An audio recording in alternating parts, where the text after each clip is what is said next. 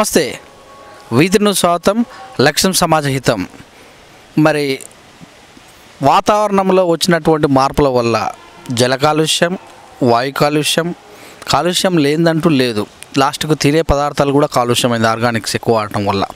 మరి ఇలాంటి వ్యవస్థ పైన ఇంట్లో ఏర్పాటు చేసినటువంటి వెజిటేబుల్స్ అయితేనేమి, తడి చెత్త, పొడి చెత్త, ఇలాంటి కార్యక్రమాలు అన్నీ కూడా ఎక్కడికక్కడ మరి జిహెచ్ఎంసీ వాళ్ళు తీసుకొని వెళ్ళి కోట్ల రూపాయలు ఖర్చు పెడుతున్నారు. ఇలాంటివన్నీ తగ్గియాలంటే ఒక ఎన్జిఓ నడుపుతున్నటువంటి బిజ్జం భార్గవి గారు ఉన్నారు. వారిని అడిగి మరికొన్ని విషయాలు తెలుసుకుందాం. ఐటీ రంగంలో సెలెక్ట్ అయ్యారు. మరి మీరు రాయలసీమ ముద్దుబిడ్డ, ఇక్కడ హైదరాబాద్లో ఎప్పుడు సెటిల్ అయ్యారు? చదువు వివరాలు ఎక్కడ?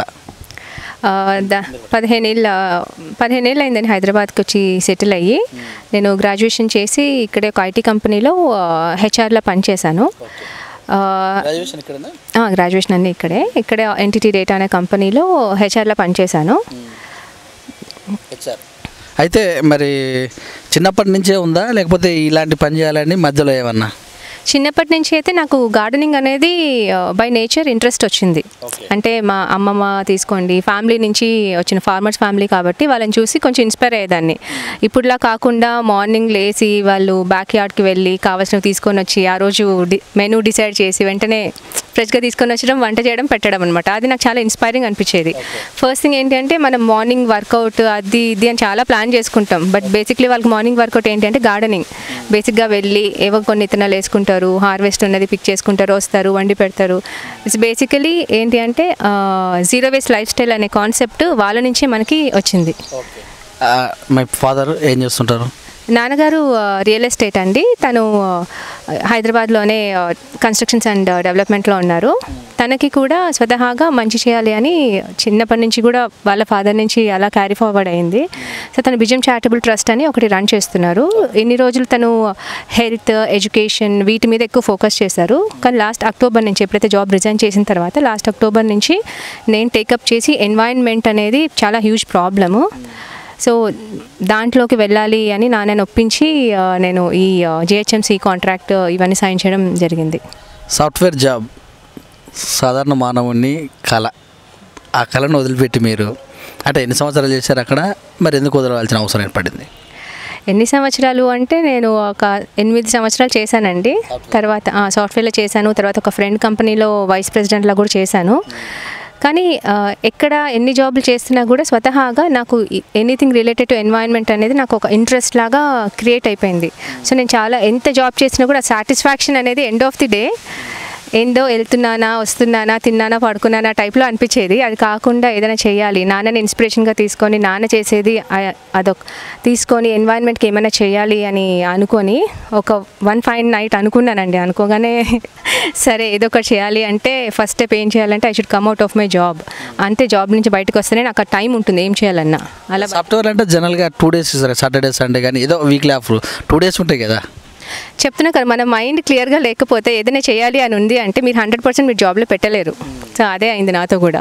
అంతే, అంటే 4 అంకెల జాబ్, 4 అంకెల జీతం, డబ్బు ఉంటేనే ఏదైనా చేయొచ్చు అనుకునే సమాజం, డబ్బుతోటే పరిగెడుతున్న సమాజం, తినేది వదిలిపెట్టి సమయాన్ని వేచించకుండా ఫ్యామిలీకి చేయకుండా కూడా జాబ్ జాబ్ జాబ్. మరి ఇలాంటి విషయంలో వచ్చినటువంటి జాబ్ను అంటే వదిలిపెట్టి వెళ్ళడానికి కారణం అంటే ఇదొక్కటేనే? అంటే మీరే అన్నారు కదా, అందరూ బిజీగా డబ్బులు సంపాదించి అనే బిజీలో పడిపోయి మనం ఎన్వైరన్మెంట్ని ఎంత వదిలేస్తున్నామో అనేది చాలామంది రియలైజ్ అవ్వట్లేదు. అలాంటి వాళ్ళకి అవేర్నెస్ క్రియేట్ చేయాలి అని చెప్పి నేను ఈ డెసిషన్ తీసుకోవడం జరిగింది. అయితే చిన్నప్పటి నుంచి అంటే స్కూల్లో చదివేటప్పుడు కానీ డిగ్రీలో చదివేటప్పుడు కానీ ఏమన్నా ఇలాంటి సేవా కార్యక్రమాలు ఏమైనా చేశారా? అంటే నేను స్కూల్లో ఉన్నప్పుడు హెడ్ గర్ల్, హెడ్ బాయ్ అని అంటారు కదా, అలా హెడ్ బాయ్, హెడ్ గర్ల్గా కూడా చేశాను. స్కౌట్స్ అండ్ గైడ్స్లో నేను ఒక టీమ్ మెంబర్లా ఉన్నాను. సో స్కూల్ లెవెల్ వరకు నేను చాలా వాటిలో పార్టిసిపేట్ చేశానండి. ఆ ఇంట్రెస్ట్ చిన్నప్పటి నుంచి నాకు అలా క్యారీ ఫార్వర్డ్ అవుతూనే ఉంది. ఇప్పుడు కార్పొరేట్స్లో కూడా నేను ఇన్వాల్వ్ అయినా అవ్వకపోయినా ఆ డెసిషన్ మేకింగ్ ప్యానెల్ టీంలో నేను ఒక సభ్యురాలిని. అయితే ఇప్పుడు మీరు అనుకున్న రంగం డబ్బులు ఉంటేనే చేసే రంగం, అంటే దాదాపు సేవ చేయాలంటే ఏ రకమైన సేవ చేయాలన్నా కూడా మన దగ్గర ఉన్న తర్వాత ఇవ్వాలి. అంటే మీరు బాగా సంపాదించుకొని బయటపడ్డట లేకపోతే ఎలాగ? ఒకటి అదొకటి అదే ఎన్జిఓ రన్ చేస్తున్నారు అంటే చాలామంది ఏమనుకుంటారు అంటే వాళ్ళ దగ్గర చాలా బ్లాక్ మనీ ఉంది, సో అందుకని వాళ్ళు స్పెండ్ చేయగలుగుతున్నారు అనే అపోహ చాలామంది దగ్గర ఉంటుంది. కానీ హానెస్ట్లీ ఇప్పుడు నేను చేసే జాబ్ ఏంటంటే it's more like awareness create చేస్తున్నాను. అంటే నేను పాకెట్ నుంచి పెట్టుకుంటాను అంటే నా ఫ్యూయల్కి నా టైంకి ఆ రెండు తప్ప హ్యూజ్ ఇన్వెస్ట్మెంట్ చేసి అనేది ఏం ప్లాన్ చేయట్లేదు. అండ్ థ్యాంక్ఫుల్లీ చాలామంది వాలంటీర్స్ ఉన్నారు నాకు. అంటే ఇప్పుడు ఇలా సెషన్ ఉంది ఎవరైనా రాగలరా అంటే హెల్ప్ చేసే వాళ్ళు చాలామంది ఉన్నారు. అందుకే నా మేజర్లీ వర్క్షాప్స్ అన్ని పెట్టేందుకు రీజన్ వీకెండ్స్ ఎందుకు అంటే చాలా ఎంప్లాయిడ్ పీపుల్ అందరూ వస్తారు. అండ్ వీక్ డేస్ నా ఫోకస్ మెయిన్గా ఈ ఐటీ కంపెనీస్కి వెళ్ళి ఎవరైతే బిజీగా జాబ్లో పడిపోయి జాబ్ చేసామా ఇంటికి వచ్చామా శాలరీ వచ్చిందా తిన్నామా ఫ్యామిలీతో హ్యాపీగా ఉన్నామా వరకే అలా లిమిట్ అయిన వాళ్ళకి అవేర్నెస్ క్రియేట్ చేసి 1 minute మీరు ప్రతిరోజు 1 నిమిషం మీరు కేటాయించగలిగితే ఎన్వైరన్మెంట్కి చాలా హెల్ప్ చేస్తున్నారు అన్న మెసేజ్ స్ప్రెడ్ చేయడానికని ట్రై చేస్తుంటాను. అంటే ఇప్పుడు ఎన్విరాన్మెంట్ అన్నారు కదా, అంటే మరి ఐటీ జాబ్లోకి వెళ్ళారు, మరి ఫ్యామిలీలో ఏమైనా కలిసే అవకాశం ఉందా? అంటే ఐటీ కంపెనీస్కి వీక్ డేస్ మ్యాక్సిమం ట్రై చేస్తాను వెళ్ళడానికి. వీకెండ్స్ ఈ గేటెడ్ కమ్యూనిటీస్ ఉంటాయి కదా, అంటే మై హోమ్ జ్యువెల్ తీసుకోండి, పెబల్ సిటీ తీసుకోండి, ఈ అపర్ణ కమ్యూనిటీస్ తీసుకోండి. సో కమ్యూనిటీస్లో కూడా నాకున్న వాలంటీర్స్ వాళ్ళు పిలిచినప్పుడు మేమందరం గ్రూప్గా వెళ్ళి అందరికీ అవేర్నెస్ క్రియేట్ చేస్తాము. వన్ మినిట్ మీరు టైం స్పెండ్ చేయగలిగితే ఇంట్లో ఎంత మంచి ఎరువు చేసుకోవచ్చు, అలాగే దానివల్ల మీరు ఎన్వైరన్మెంట్కి ఏ విధంగా సహాయపడుతున్నారో అనే అవేర్నెస్ కార్యక్రమాలు చాలా చేస్తుంటాము. మరి వారంలో 7 days ఇదే కార్యక్రమం చేస్తారా, లేకపోతే వీకెండ్స్లోనే ఈ కార్యక్రమం? 7 days చేయనండి, ఎందుకంటే రీసెంట్గా నేను జిహెచ్ఎంసీది ఒకటి కాంట్రాక్ట్ సైన్ చేశాను ఈ అవేర్నెస్ క్యాంపెయిన్ డ్రైవ్ చేయడంలో. సో నేను ఇది చూసుకుంటాను కాబట్టి more or less week days 1 or 2 అలా యాక్టివిటీస్ పెట్టుకొని వీకెండ్స్ కూడా ఐ విల్ మేక్ షూర్ ఒక యాక్టివిటీలో నేను పార్టిసిపేట్ చేశాను. లైక్ మీకు చెప్పినట్టు వాలంటీర్స్ ఉన్నారు కాబట్టి ఎవరో ఒకరు ఈ న్యూస్ స్ప్రెడ్ చేయడానికి అలా ఎవరో ఒకరైతే ఉంటారు. నేను ఇన్ పర్సన్ వెళ్ళకున్నా కూడా వాలంటీర్స్ వెళ్ళి చూసుకొని వస్తారనమాట. అంటే ఇప్పుడు జిహెచ్ఎంసీలో సైన్ చేశారు అంటున్నారు కదా, అంటే ఆ ప్రోగ్రామ్ ఏంది, అది దానికి దీనికి ఏమైనా ఇంక్లూడింగ్?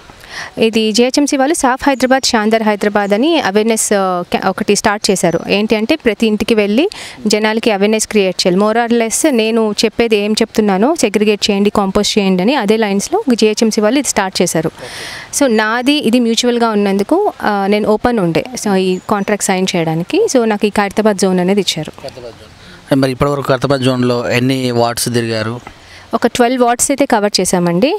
అండ్ ప్రతి వార్డులో ఆల్మోస్ట్ 2500 రెసిడెంట్స్ ఉన్నారు యావరేజ్గా. అంటే ప్రతి వార్డులో మనకు ఒక 3 కాలనీస్ 2 స్లమ్స్ టార్గెట్ చేసుకొని on an average 2500 every ward అలా కవర్ చేసుకుంటూ తిరుగుతున్నాము. ఇంకొక 3 weeks ఉంటుందండి కాంట్రాక్ట్. మనకి ఏంటంటే ఫస్ట్ టైం ఇలాంటి ప్రోగ్రామ్ కాబట్టి ఎడ్యుకేటెడ్ పీపుల్కి కూడా మళ్ళీ చెప్పాల్సి వస్తుంది. సో మనం ఈ కాలనీస్ అవి చూస్ చేసుకోవడానికి రీజన్ కూడా ఏంటంటే కొంచెం ఎడ్యుకేటెడ్ కాలనీని తీసుకుంటే వాళ్ళని తొందరగా కన్విన్స్ చేసి వాళ్ళు ఇంప్లిమెంట్ చేస్తాయి. మనం చెప్పినవన్నీ వాళ్ళు ఇంప్లిమెంట్ చేయగలిగితే అది ఒక రోల్ మోడల్గా కాలనీని చూపించి ఇంకొన్ని కాలనీస్ అడాప్ట్ చేసుకొని చేద్దామనే ఇంటెన్షన్తో కొంచెం స్లోగా పికప్ అవుతున్నా కూడా మేము చాలా నేర్చుకుంటున్నాం. ఇది ఫస్ట్ టైం చాలా మందిని టార్గెట్ చేస్తున్నాం కాబట్టి ఇది మాకు లెర్నింగ్ కూడా. సో ఇప్పటి నుంచి మాకు తెలుసు ఎవరిని ఎలా కన్విన్స్ చేయాలనే లెర్నింగ్ మాకు వచ్చింది కాబట్టి ఇప్పటి నుంచి ఇంకొంచెం ఫాస్ట్ అప్ చేసి ఇంకొన్ని కాలనీస్ అడాప్ట్ చేసుకునే ప్లాన్లో ఉన్నాం. ఇప్పటివరకు మీరు ఏమైనా వర్క్షాప్స్ నిర్వహించారా? వర్క్షాప్స్ నిర్వహించాము, స్కూల్ పిల్లలతో ర్యాలీస్ పెట్టాము. ఇంకొకటి ఏంటంటే ఈ ఊడ్చే ఇంకా గార్బేజ్ పిక్కర్స్ ఉంటారు కదా వాళ్ళకి కూడా మేము అవేర్నెస్ ఇస్తున్నాము. ఎందుకంటే సెగ్రిగేట్ మేము చేస్తున్నాము కానీ వాళ్ళు మిక్స్ చేస్తున్నారని కంప్లైంట్ చేస్తున్నారు. సో బేసిక్గా గ్రౌండ్ లెవెల్ స్టాఫ్కి కూడా ఆ అవేర్నెస్ ఇవ్వడం చాలా ఇంపార్టెంట్. రోడ్లు ఊడ్చే వాళ్ళని మనం తీయలేము, ఎందుకంటే వాళ్ళ ఇంపార్టెన్స్ వాళ్ళకు ఉంది. ఒకరోజు వాళ్ళు లేకపోతే ఎంత చెత్త అవుతుందో మనకు తెలుసు. సో నేను ఒక వీకెండ్లో 4 weekends ఒక 2 weekends మేము ఈ స్వీపర్స్కి వీళ్ళకి సెషన్స్ ఇచ్చేలాగానే ప్లాన్ చేస్తున్నాము. మెయిన్ టార్గెట్ వాళ్ళకి, తర్వాత ఎడ్యుకేటెడ్ పీపుల్కి చెప్తున్నాము. అయితే సాఫ్ట్వేర్ అంటే నీట్గా స్మార్ట్గా తయారై వెళ్ళిపోవాలి, కానీ ఇప్పుడు ప్రజల్లోకి రావాలంటే మొత్తం తిరగాల్సిందే. అంటే ఎక్కువ జనాల్లో తిరగాలంటే మరి మారిపోతుంది సీజన్. మరి ఇలాంటి ఇమిటేషన్ అయ్యారా మీరు? నాకేమన్నా చేసేది మంచి పని అయితే నువ్వు ఎలా ఉన్నావు అనేది ఎవరు చూడరు అని నా ఉద్దేశం. ఎక్కువ తిరగాల్సి వస్తుంది, అప్పుడు ఏజీలో ఉండాలి, అది వేరు. ఇక్కడికి వచ్చే ఎండ, వాన, దుమ్ము, ధూళి మారిపోతుంది మొత్తం. సో థ్యాంక్ఫుల్లీ ఏంటి అంటే నేను ప్రోగ్రామ్స్ ఎలా కండక్ట్ చేస్తున్నానంటే మొన్న May, June అంతా మనకి మాన్సూన్ అంటున్నారు కానీ వర్షాలు రాలేదు. సో బేసిక్గా ఎర్లీ మార్నింగ్ మేము వెళ్ళే వాళ్ళం.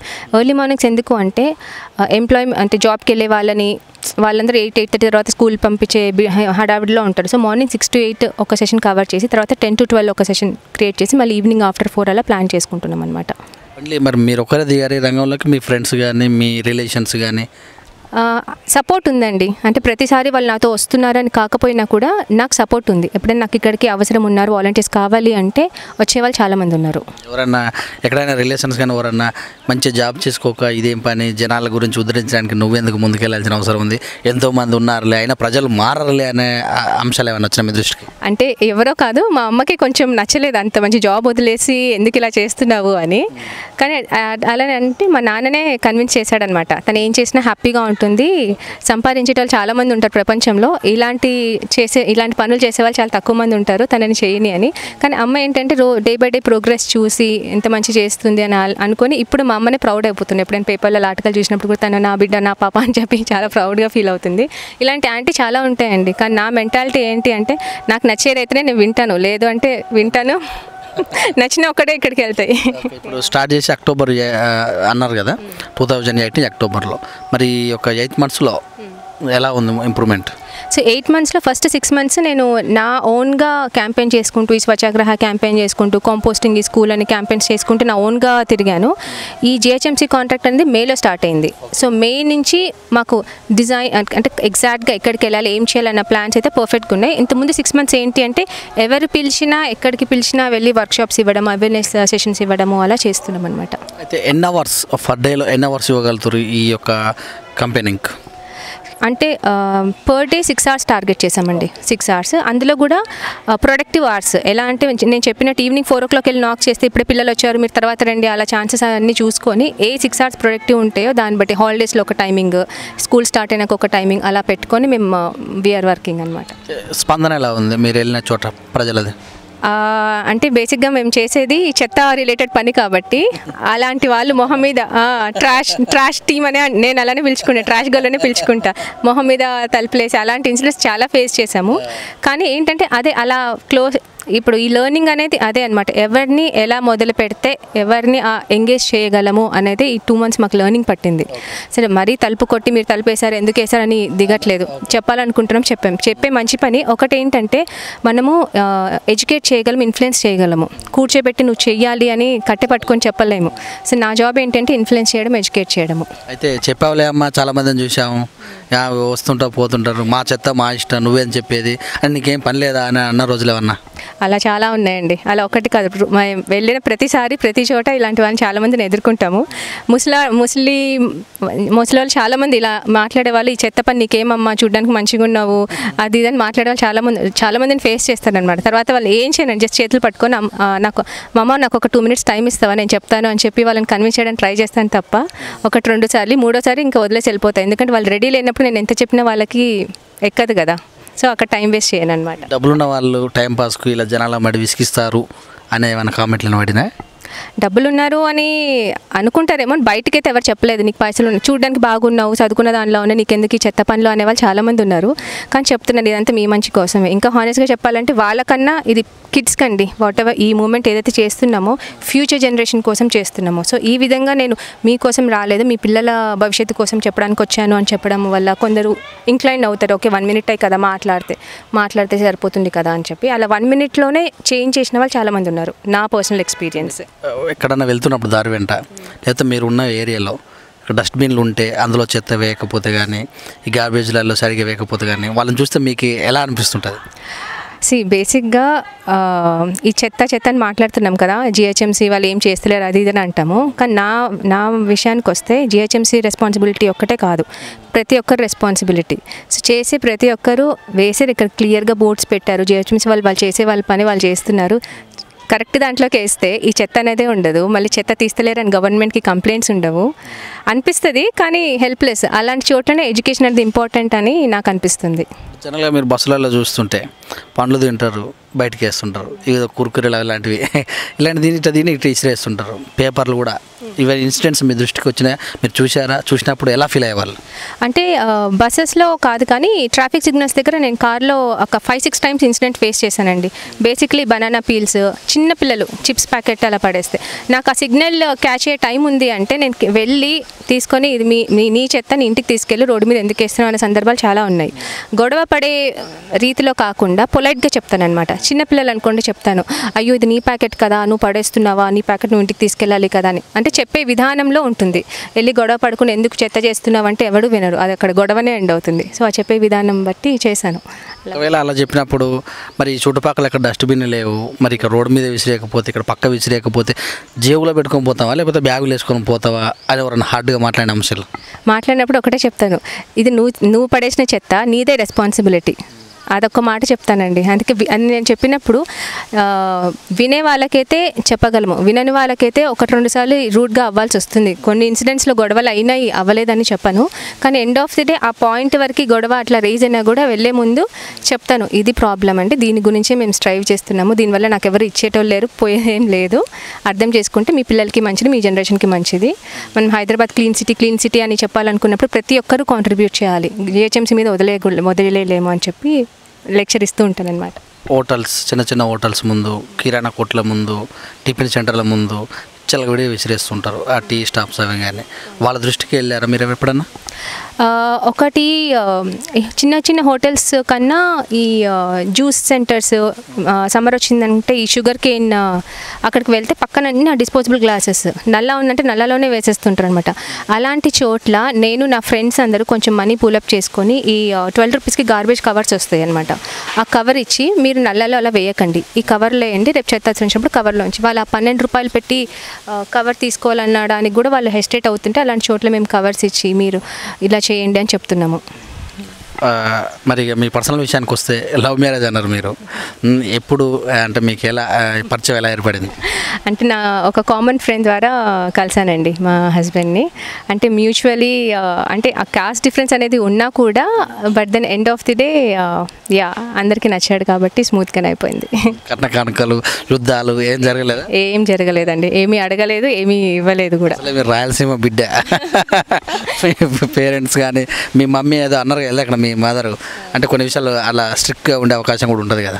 అన్నీ అయినాయి కానీ ఏది ఎక్కువ కాదు కదా, సో అవన్నీ ఫేస్ చేసాం కాబట్టి ఇప్పుడు హ్యాపీగా ఉండగలుగుతున్నాం. ఒక మహిళగా చెత్త గురించి ఇంత పరితాపిస్తారు. ప్రస్తుతం మరి రాష్ట్రంలో ఒక 9 నెలల బాలికను హత్య చేసి చంపేసిన సందర్భాలు చూసే ఉంటారు మీరు. మహిళల పైన ఈ అఘాయిత్యాలు చాలా జరుగుతున్నాయి. ఇలాంటివి ఏమన్నా మీ దృష్టికి వస్తే మీరు ఎలా ఫీల్ అయ్యేవారు? అలాంటివి చాలా బాధాకరంగా ఉంటాయి, కానీ అంటారు కదా నా ప్లేట్లో నన్ను తినేయండి ఫస్ట్ అని. సో విన్ని బాధపడి అలాంటి వాటిలో పనిచేసే వాళ్ళతో ఒక మాట మాట్లాడడం తప్ప వెళ్ళి బేసిక్గా చెప్తున్నాను కదా నా ప్లేట్లో ఉన్న ప్రాబ్లమ్స్ చాలా ఉన్నాయి. సో నేను దాని మీద ఫోకస్ ఎక్కువ చేయగలను. ఇలాంటివి చూసి బాధపడతాను. పిల్లలు ఎవరైనా కనిపిస్తే వాళ్ళకి రైట్ టచ్ రాంగ్ టచ్ ఏంటి అనేది చెప్పడము కుదిరినప్పుడు, అంటే ఎప్పుడు ట్రాష్ గురించే కాకుండా ఇలాంటివి కొన్ని సేఫ్టీ మెజర్స్ అవి చెప్పడం అలా చేస్తుంటానండి. మా V3 న్యూస్ ద్వారా మీరు ఏం చెప్తారు జనాలకి? డైలీ ఒక 1 మినిట్ అండి, ఒక చిన్న కాంపోస్ట్ బిన్ పెట్టుకోండి ఇంట్లో. చెత్తబుట్టలో పడేసే చెత్త ఏదో కిచెన్ నుంచి వచ్చింది కాంపోస్ట్ బిన్లో వేసి మీరు ఎరువు చేసుకోగలిగితే మీరు ఇంట్లోనే ఫుడ్ గ్రో చేయొచ్చు. బాల్కనీ కానివ్వండి, టెర్రస్ కానివ్వండి, బ్యాక్ యార్డ్ కానివ్వండి, మీరు ఈ కెచప్ ప్యాకెట్స్, ఈ ఆశీర్వాద్ ఆటా ప్యాకెట్స్ వాటిలో కూడా మీరు కూరగాయలు గ్రో చేసుకోవచ్చు. మీరు కూరగాయలు గ్రో చేసుకోవాలనుకుంటే ఎరువు కావాలి, ఎరువు మీ కిచెన్ వేస్ట్ నుంచే తయారు చేసుకోవచ్చు. సో మీరు ఈ విధంగా చేయగలిగితే మీరు ఎన్వైరన్మెంట్కి చాలా హెల్ప్ఫుల్ చేస్తారు. ఎలా అంటే 52 lakh kgs of waste only Hyderabad నుంచి మనం జనరేట్ చేస్తున్నాము. అది మిక్స్డ్ వేస్ట్, అంటే కిచెన్ వేస్ట్, ప్లాస్టిక్ వేస్ట్ కలిపి పంపిస్తున్నాము. సో ఇవి మిక్స్ అయినప్పుడు ల్యాండ్ ఫిల్ ఏమవుతుంది అంటే హార్మ్ఫుల్ లిషేట్ ఒకటి ప్రొడ్యూస్ అవుతుంది. దానివల్ల గ్రౌండ్ వాటర్ కంటామినేట్ అయిపోతుంది, ఎయిర్ పొల్యూట్ అయిపోతుంది, ఇంకా మన నేబర్హుడ్ కూడా పాడైపోతుంది అనమాట. అనుకుంటాం నేను ఎంతో చాలా దూరం ఉన్న ఎయిర్ పొల్యూషన్ నాకు ఎలా ఎఫెక్ట్ పడుతుంది అంటారు, కానీ ఇట్స్ ఎయిర్ ఎవ్రీవేర్ అనమాట, మనమే ఇన్హేల్ చేస్తున్నాం. సో 1 మినిట్ మీరు కేటాయించి మీరు ఆ తడి చెత్త పొడి చెత్త సెగ్రిగేట్ చేయగలిగితే మీరు తెలియకుండానే మీరు ఎన్వైరన్మెంట్కి చాలా కాంట్రిబ్యూట్ చేస్తున్నారు. ఈ చెన్నై వాటర్ క్రైసిస్ వచ్చింది, గ్రౌండ్ వాటర్ లేవు అని. మనకు ఉన్న గ్రౌండ్ వాటర్ని మనం కంటామినేట్ చేసుకోకపోతే ఆ వాటర్ ప్రాబ్లం అనేది కూడా మనకి అది ప్రాబ్లం లాగా అనిపించదు. Thank you madam, thank you very much. మరి భార్గవ్ గారు చేస్తున్నటువంటి చెత్త ప్రయత్నాన్ని ప్రజలందరూ కూడా గ్రహించి ఇలాంటి విషయాల్లో అప్రమత్తంగా ఉండాలని మా టీవీ తరఫున కూడా మేము తెలియజేస్తున్నాం. చూస్తుండండి V3 న్యూస్. కెమెరామ్యాన్ నవీన్తో మీ సురేష్ దండు.